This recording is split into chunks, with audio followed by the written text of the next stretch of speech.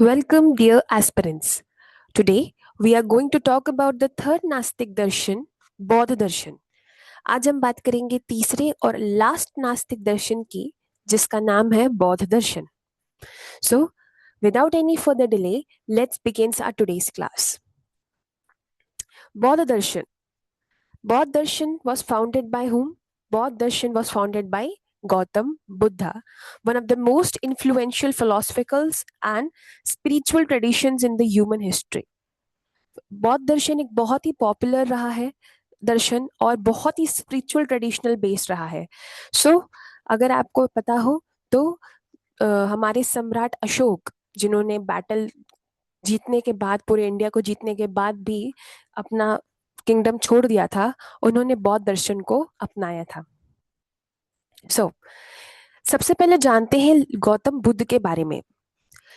Lumbini, the birth place of Siddharth Gautam, is in present day Nepal. Gautam Buddha का जन्म लुम्बिनी में हुआ था. बोध गया में उन्हें एनलाइटनमेंट मिला था. सारनाथ वॉज द प्लेस जहां पे उन्होंने पहला सरमन, अपना उपदेश दिया था, जिसे कहा जाता है धर्म चपवातन सूत.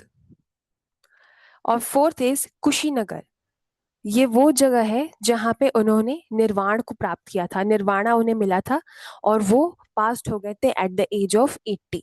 तो ये कुछ इंपॉर्टेंट प्लेसेस हैं जो गौतम बुद्ध की लाइफ से रिलेटेड है. लुम्बिनी, बोध गया, सारनाथ और Kushinagar. The Buddhist canon Tripitaka.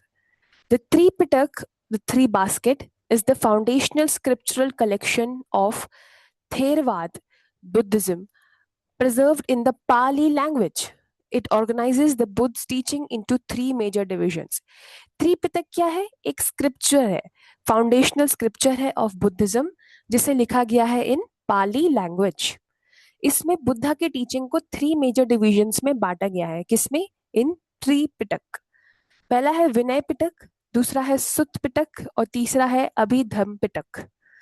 Vinaya Pitaka में क्या है? Rules and discipline for monastery life. Sutta Pitaka में है discourses and sermons of the Buddha. And Abhidhamma Pitaka में है फिलोसफिकल एंड साइकोलॉजिकल एनालिसिस. तो ये जो तीन डिविजन्स हुए हैं, इन सब के जो टॉपिक्स हैं, इसमें क्या क्या है वो अलग अलग है, क्या क्या डिटेल में बातें की गई है. बट हमें याद रखना है कि त्रिपिटक है वो फाउंडेशनल स्क्रिप्चर जिसे पाली लैंग्वेज में लिखा गया है, और उन तीन पिटकों के नाम, विच इज विनय पिटक, सुत्त पिटक और अभिधम्म पिटक. अब बात करते हैं कुछ मेजर टेक्स्ट जो बुद्धिज्म से रिलेटेड है और उनके ऑथर्स की. त्रिपिटक तो एक इंपॉर्टेंट टेक्स्ट है ही. बहुत से कमेंट्रीज भी ऐसे हुए हैं जिन्होंने बुद्धिस्ट थॉट्स को प्रमोट किया है अक्रॉस सेंचुरीज. पहला है धम्मपाद. ये है collection of Buddha ethical versus. दूसरा है मिलिंद पर्णा. ये है किंग मेनादर और मॉन्क नागसेन के बीच की कन्वर्सेशन. विशुद्ध मार्ग, ये बुद्ध घोष ने लिखा है. ये है guide to path of purification. मुक्ति के बात की गई है इनकी बुक में. अभिधम्म कोश, ये वशु बंधन ने लिखा है. वशु बंधु, इन्होंने बात की है बुद्धिस्ट मेटाफिजिक्स की. मध्यमका कारिका, ये नागार्जुन ने लिखा है, वेरी फेमस नेम, जो फाउंडेशनल टेक्स्ट है ऑफ द मध्यमक स्कूल. योग चार भूमि, ये एक तरीके का एनसाइक्लोपीडिया वर्क है ऑफ द योग चार ट्रेडिशन. ये लिखा है असंग ने. तो ये आप याद कर लीजिए. आइए बात करेंगे the world famous four noble truths की, जिसके ऊपर पूरा बुद्धिज्म बेस्ड है. बुद्धिज्म ना बहुत ही रूल बेस्ड रहा है हमेशा से. उसने बड़े क्लियरली अपनी बातों को सेट किया है. इसलिए one of the important topics Buddhism में होता है the four noble truths. The core framework of Buddhist teaching are diagnosis of suffering and its cure. Buddha ने बताया है हमें कि क्या है रीजन सफरिंग का और उसके क्योर करने की क्या है प्रोसेस. तो सबसे पहला है दुख, जिसे कहा जाता है सफरिंग डिससैटिस्फैक्शन या इम्परमानेंस परवेड एग्जिस्टेंस. फिर दूसरा है समुदय. Origin of suffering is craving and attachment. तीसरा उन्होंने बताया निरोध. Cessation of suffering is attainable. Through letting go. And last है मार्ग, the path to cessation is the noble eightfold path. उन्होंने बोला कि दुख का सबसे पहला कारण तो दुख ही है। दुख क्या होता है? वो चीज जो आपको नहीं चाहिए थी, या वो चीज जो आपको कम लगती है, अगर वो आपकी लाइफ में हो तो उसे कहा जाता है दुख। फिर होता है समुदय। समुदय होता है कि हर एक दुख का कारण है क्रेविंग या अटैचमेंट, किसी चीज को हद से ज्यादा चाहना या किसी चीज के साथ इतना ज्यादा अटैच हो जाना कि उसके चले जाने से आपको दुख हो रहा है। तीसरा है निरोध। उन्होंने कहा है कि इन दुख से छुट्टी, इन दुख से पार होने का सिर्फ एक ही तरीका है, चीजों को लेट गो करना। मतलब हो गया तो छोड़ दो, अगर वो चला गया तो उसे जाने दो। और लास्ट है मार्ग। वो कहते हैं इस चीज को अपनाने के लिए कि कैसे हम लेट गो करें प्रोसेस को, उन्होंने फर्दर 8 फोल्ड पाथ बताए हैं। कौन से है वो noble 8 fold path? The practical guide to ethical conduct, mental discipline and wisdom, the marga of the 4 noble truths. वो कहते हैं कि ये जो 8 फोल्ड पाथ है ना, ये भी डिवाइडेड है 3 डिविजन्स में। पहला है पढ़ना यानी विजडम, दूसरा है सीला, दैट इज एथिक्स, और फिर लास्ट है समाधि विच इज कॉन्सेंट्रेशन। उन्होंने कहा राइट व्यू, किसी चीज का राइट इंटेंशन और राइट व्यू सबसे इंपॉर्टेंट है। अगर हमें किसी चीज से अपने आप को अटैच नहीं करना है तो हमें उसकी रियलिटी समझ में आनी चाहिए कि ये चीज खत्म ही हो जाएगी। वो क्या होगा? राइट व्यू और राइट इंटेंशन। फिर दूसरा है ethics, right speech, right action and right livelihood. हमेशा अपनी वाणी को साफ रखें, अपने कर्म को साफ रखें, और अपनी जीवन में अपने आसपास जो आपकी लिविंग है उसे साफ रखें। इससे भी नेगेटिविटी आपको सराउंड नहीं करती। और लास्ट है समाधि, right effort, right mindfulness and right concentration. सही तरह से अपने एफर्ट्स को लगाएं, सही सोच के लगाएं, और कंसंट्रेशन जब कर रहे हैं तो बिल्कुल उसी चीज पे करें। ये है आपके 8 फोल्ड पाथ्स। देखिए पहले हमने पढ़ा 4, अब पढ़ रहे हैं हम 8। तो ये आपको पता होना चाहिए 4 नोबल ट्रुथ्स और 8 फोल्ड पाथ्स क्या है। अब बात करते हैं प्रतीत्य समुत्पाद की। ये एक डॉक्ट्रीन है, यानी एक सिद्धांत है। A foundational doctrine stating that all phenomena arises in dependence upon conditions. Nothing exists independently. Expressed through 12 linked causes, जिसे कहा गया है द्वादशनिधान. This chain explains the cycle of birth, suffering and rebirth. कह रहे हैं कि बुद्ध भी मानते हैं कि ये जो दुख का कारण है ना, ये कोई इंडिपेंडेंट चीज नहीं होती, कुछ भी ऐसे सडनली नहीं होता, और हर चीज के पीछे एक कारण होता है। आप पैदा हुए इसीलिए आपको दुख हो रहा है, आपने गलत किया इसीलिए आपका नुकसान हो रहा है, आपका जन्म हुआ है इसीलिए आपका नामकरण हो रहा है। मतलब उन्होंने बताया है कि कोई भी चीज रैंडमली नहीं होती इस दुनिया में, हर एक चीज एक दूसरे से कनेक्टेड है। उन्होंने कहा है कि देर आर 12 लिंक्ड कॉजेस, जिसकी वजह से ये लाइफ और डेथ का साइकिल चल रहा है। अगर हम किसी भी लिंक को तोड़ देते हैं साइकिल से, या किसी भी चीज को हटा देते हैं, तो उससे क्या होता है? आपको निर्वाण मिलता है, निर्वाणा मिलता है, विच इज अगेन कॉल्ड मोक्ष। बौद्ध जो है ना, वो मोक्ष वर्ड यूज नहीं करते, बुद्धिज्म में मोक्ष वर्ड का कोई यूजेस नहीं है, वो मोक्ष को निर्वाणा कहते हैं। तो निर्वाणा ही हम बोलेंगे विद रिस्पेक्ट टू बौद्ध दर्शन। कि वो कहते हैं कि अगर निर्वाणा चाहिए तो हमें इस साइकिल को तोड़ना होगा। हम क्या कर रहे हैं? हम अपने कह सकते हैं कि हमें नॉलेज नहीं है, इसीलिए हम उस साइकिल को कीप ऑन रिपीटिंग किए जा रहे हैं, किए जा रहे हैं, क्योंकि हर एक चीज एक दूसरे से इतनी ज्यादा लिंक्ड है कि एक फेज खत्म होती दूसरा आ जाता है, दूसरा खत्म होती तीसरा आ जाता है। तो हम कभी भी उस बर्थ के साइकिल से छुट्टी नहीं पा रहे। अब वो कौन सा निदान है? The chain of dependent origination, each link conditions the next, perpetuating the cycle of संसार। उन्होंने कहा कि हर एक लिंक क्या करेगा? आपको इस साइकिल में फंसा के संसार में घुमा देगा। अब ये चेन वर्क कैसे करती है? स्टार्ट होती है इग्नोरेंस से। इग्नोरेंस जो है वो फर्स्ट स्टेप है ऑफ द 12 निदान्स। Each link arises conditioned by the previous one, culminating in aging and death, which is called जरा मरण। and the cycle repeats across lifetimes until ignorance is uprooted through wisdom. इन्होंने कहा सबसे पहले क्या होता है, हम अविद्या यानी इग्नोरेंस के शिकार होते हैं। फिर क्या होता है, संस्कार। फिर होता है विजनान। फिर नाम रूप। फिर सदयतान, स्पर्श, वेदान, तृष्णा, उपादान, भाव, जाति और जरा मरण।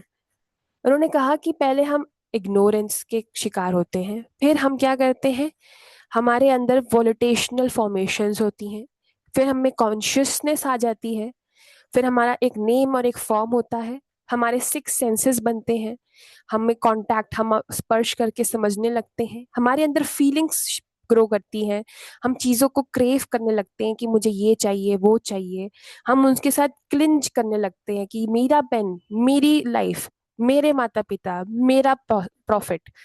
फिर क्या करते हैं हम, बिकमिंग, हम उसी चीज की तरफ बनते जाते हैं। आपने कभी देखा है कि जिस इंसान को जिससे सबसे ज्यादा प्यार होता है ना, वो अपने अंदर वैसे ही चेंजेस लाने लगता है।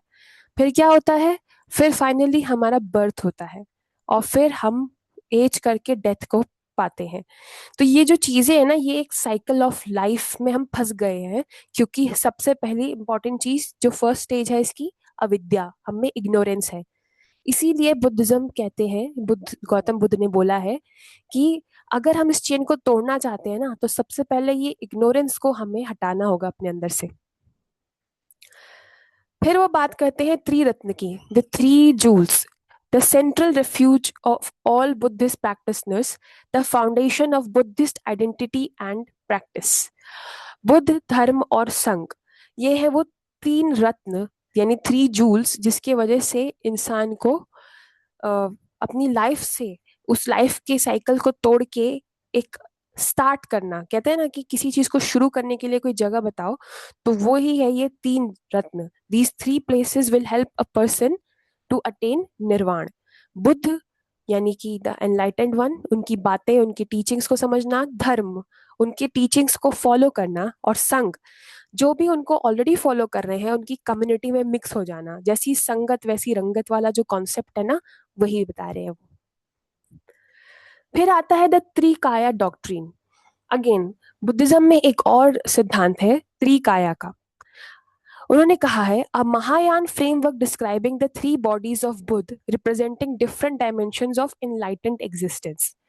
पहला है Dharmakaya, truth body, the ultimate formless reality of buddhahood, absolute truth beyond all concepts. कहते हैं धर्म काया एक वो फॉर्म है जिसमें आप फॉर्मलेस हो जाते हो, मतलब आप एक और ऑरा की तरह हो जाओगे, एक स्पिरिचुअल प्रेजेंस हो जाएगी आपकी, जब आप सारे ट्रुथ को पार करके सिर्फ एक ही ट्रुथ को समझोगे, वो है निर्वाणा की। संभोग काया, the celestial form of Buddha experience by advance Buddha सत्व। ये उनके लिए होता है जो बहुत ज्यादा डेडिकेट होके बुद्धिस्ट रूल्स को फॉलो कर रहे हैं, वो एक सेलेस्टियल फॉर्म ऑफ बुद्धा में बन जाते हैं, मतलब वो ऑलमोस्ट निर्वाण को पाने की सिचुएशन होती है। फिर होता है Nirmana Kaya, the physical form of a Buddha takes to teach beings in the world. ये वो फॉर्म है जब आप सोचते हैं, डिसाइड करते हैं कि अब हमें बुद्धा के टीचिंग्स को आगे स्प्रेड करना है, मतलब अब मेरी ड्यूटी सिर्फ खुद के लिए नहीं, इस सोसाइटी को भी बेटर करने के लिए है। इसीलिए वो होता है आपका निर्माण काया। तो ये है तीन, द थ्री काया डॉक्ट्रिन ऑफ बुद्धिज्म। अब बात करते हैं अनंतमवाद यानी एक और डॉक्ट्रिन की। No permanent unchanging soul exist. इस दुनिया में ऐसी कोई भी सोल नहीं है जो परमानेंट हो, और ऐसा कोई भी चीज नहीं है जो अनचेंजिंग हो। The self is a transit aggression of five skandhas, form, sensation, perception, mental formation and consciousness in constant flux. This doctrine directly challenges the Hindu concept of an eternal Atma and is central to Buddhist metaphysics. अब ये जो सिद्धांत है, ये है contradiction of Hindu concept of eternal आत्मा। हम लोग के यहाँ पे जब हम और दर्शन पढ़ेंगे तो वो कहते हैं कि जो आत्मा होती है ना, वो हमेशा रहती है, परमानेंट होता है, वो एटर्नल है, उसे खत्म नहीं किया जा सकता। लेकिन बौद्ध धर्म कहता है नहीं, आत्मा परमानेंट नहीं होती और चेंज नहीं होती, वो हमेशा चेंज भी होगी और वो कभी ना कभी खत्म भी होगी। इसीलिए उन्होंने कहा कि ये जो सेल्फ है ना, ये 5 स्कंदों का एग्रेशन है। Form, sensation, perception, mental formation और कॉन्शियसनेस। जब आप एक फॉर्म लेंगे, आप में सेंसेशन होगा, आप चीज़ों को परसीव करेंगे, आप में मेंटल फॉर्मेशन, आप थॉट देंगे किसी चीज़ के ऊपर, और आप में कॉन्शियसनेस हो जाएगी। यही है वो कांस्टेंट फ्लक्स जो इंसान को परेशान करता रहता है। तो इसीलिए वो कह रहे हैं कि ये सब खत्म हो जाएगा जब आप निर्वाण को प्राप्त हो जाएंगे। दूसरा डॉक्ट्रीन है क्षणिकवाद। वो कह रहे हैं डॉक्ट्रीन ऑफ मोमेंटरीनेस। एवरी धर्म यानी phenomena arises and perishes in a single moment, क्षणिक। Nothing endures across two consecutive moments. This radical view of impermanence underpins the Buddhist rejection of a permanent self and explains the continuous flow experience without a persisting substratum. वो कहते हैं कि ये जो सब कुछ जो आप देख रहे हैं ना, वो क्षणिक है, वो एक सिंगल मोमेंट की चीज है। कुछ भी इस दुनिया में, किसी भी चीज को अगर आप देखें, वो कंसेक्यूटिवली चलता रहे, ऐसा हो नहीं सकता। एग्जाम्पल आप मानिए कि नदी बह रही है, कई सालों बाद वो नदी सूख जाएगी, तो यानी वो भी क्षणिक है। आप पैदा होते हैं, कुछ साल आपकी जीवन होती है, फिर आपकी मृत्यु हो जाती है, आप भी क्षणिक है। पेड़ उगता है बीज से, बड़ा होता है, सूख के मर ही जाता है फाइनली, वो भी क्षणिक है। इसीलिए बुद्धिज्म कहते हैं कि सब कुछ तो क्षणिक ही है, इसमें कुछ भी ऐसा नहीं है जो लगातार चले। इसीलिए उन्होंने बोला कि आत्मा परमानेंट नहीं है। अब आप समझ रहे हैं, उनका ये जो डॉक्ट्रिन है दूसरा क्षणिकवाद, वो उनके पहले डॉक्ट्रिन को सपोर्ट कर रहा है। वो यही कहते हैं कि इस दुनिया में कोई भी चीज कंटिन्यूसली चलेगी नहीं। और इसी के वजह से आप देखेंगे कि परमानेंट सेल्फ की वो बात एक्सेप्ट नहीं करते कि आत्मा परमानेंट नहीं है। दूसरा है उनका शून्यवाद। वेरी फेमस डॉक्ट्रिन है ये, बहुत पॉपुलर ये एक सिद्धांत है बुद्धिज्म का, जिसमें वो कहते हैं कि all phenomenas are empty of inherent independent existence. वो कहते हैं कि किसी भी चीज को अगर आप देखेंगे ना, तो वो शून्य है, उसके कोई इंडिपेंडेंट एग्जिस्टेंस है ही नहीं, उसके साथ कुछ ना कुछ लिंकेज होगा जो उसको लाइफ फॉर्म में कन्वर्ट कर रही है। इसे कहा गया है शून्यवाद। इसके फाउंडर है नागार्जुन, और इसका की टेक्स्ट है मूलाव माध्याकारिका। Mula Madhyamaka Karika, root verses on the middle way. फिर आता है योगचार स्कूल, विजयनवाद, विजयनन्यवाद। ये है doctrine of consciousness only. External objects are projections of the mind. Only consciousness, that is Vijnan, is ultimately true. The world of experiences is a mental construction, not an independent reality. ठीक है। Buddhism कहता है कि जो हम देख रहे हैं ना, वो सिर्फ प्रोजेक्शंस हैं और कुछ भी रियल नहीं है। मतलब जो घर में आप रहते हैं, जो गाड़ी में आप जाते हैं, जो स्कूल कॉलेजेस आप देखते हैं, वो सब सिर्फ इसीलिए है क्योंकि आप देख रहे हैं, आप उसको प्रोजेक्ट की तरह देख रहे हैं। जब आपको ये रियलिटी समझ आ जाएगी कि ये सब क्षण भर के लिए है, जैसा उन्होंने कहा क्षणिकवाद है, तो आप क्या करेंगे, आपकी अटैचमेंट जो है ना इन चीजों से खत्म हो जाएगी। इसीलिए इन्होंने ये डॉक्ट्रिन दिया कि सिर्फ ये जो चीजें है ना, ये सिर्फ इसीलिए है क्योंकि ये प्रोजेक्शन की तरह आपको दिख रही है। सिर्फ कॉन्शियसनेस जो है आपका, विज्ञान जो आपके अंदर है, वो ही अल्टीमेटली ट्रू है, वही अल्टीमेटली रियल है।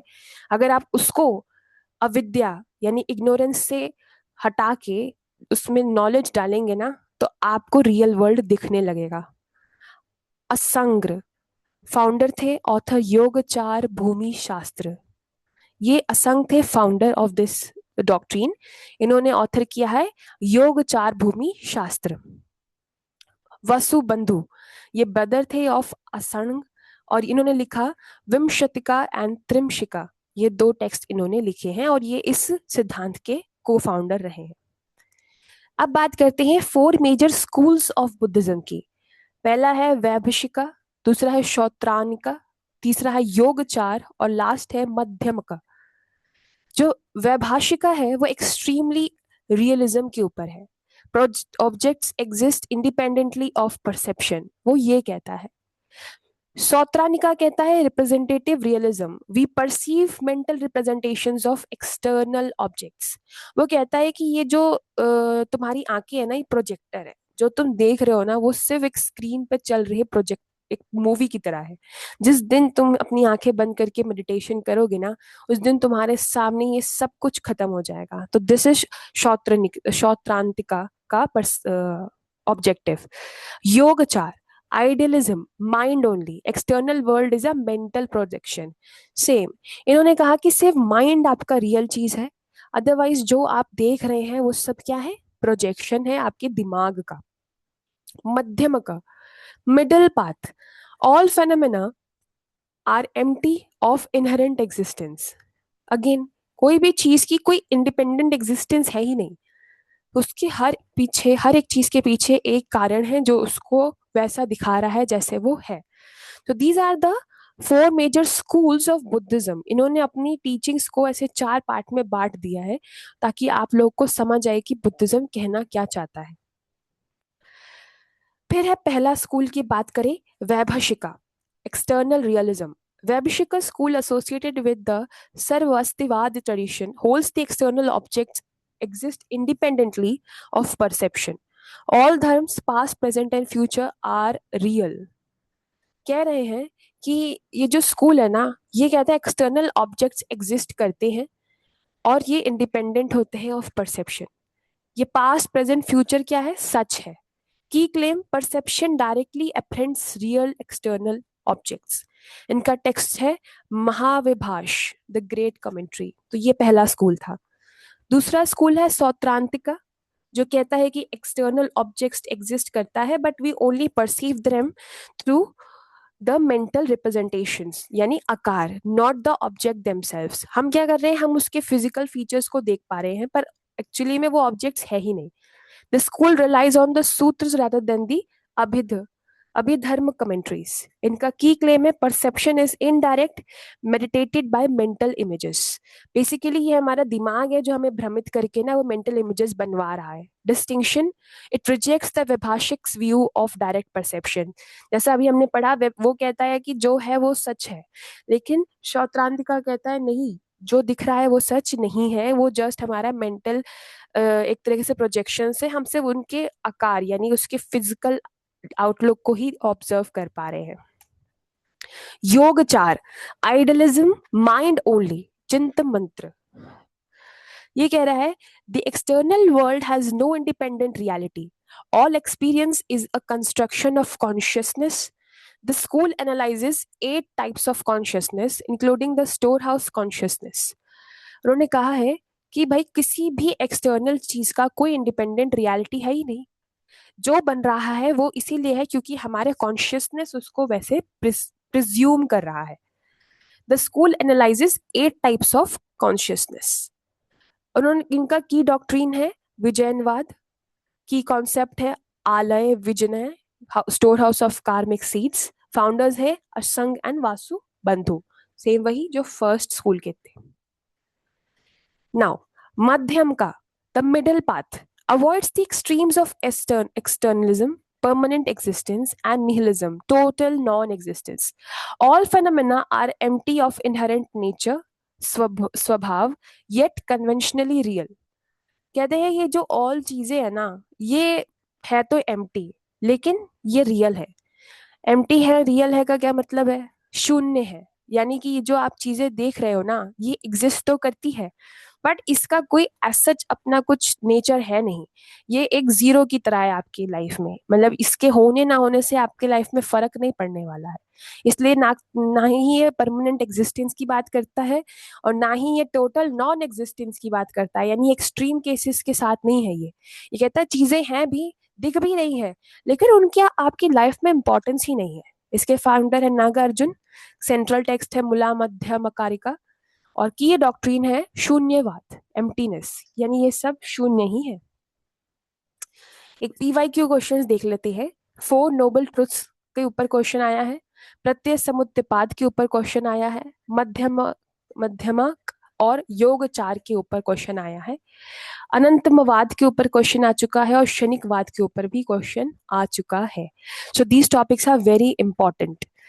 आज हमने नास्तिक दर्शन को फिनिश कर दिया है, तो अब हमारी ड्यूटी है कि हम एक कंपैरेटिव स्टडी जरूर करें जितने भी नास्तिक दर्शन थे, चारवाक, जैन और बौद्ध दर्शन।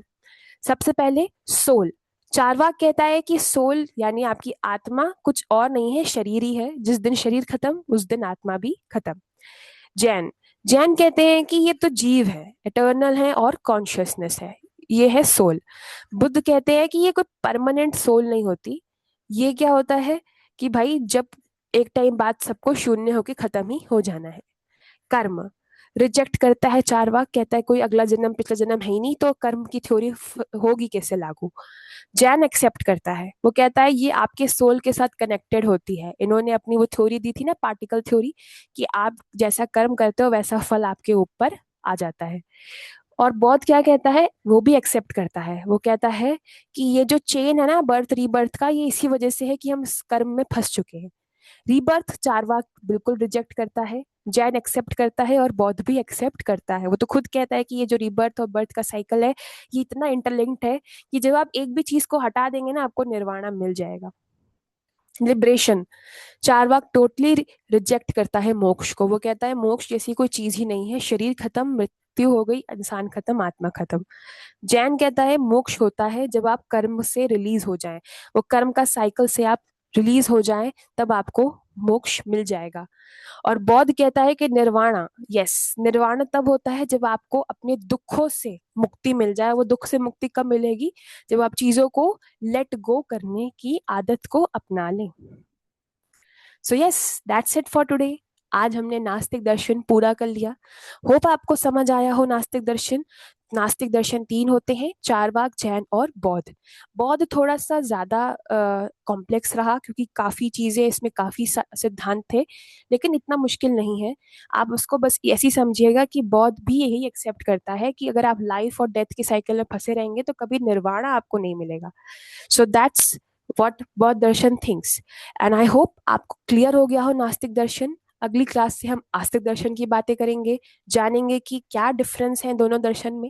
एंड यस, अगर आपको हमारा कंटेंट, हमारा लाया हुई क्लासेस समझ आ रही हो, अच्छी लग रही हो, तो प्लीज लाइक, शेयर, सब्सक्राइब करें। अपने डाउट्स को कमेंट करें, कुछ ना समझ आ रहा हो तो जरूर बताएं कि हम दोबारा आपको उसको समझा सकें। So yes, till then take care, keep studying and we will meet in the next class.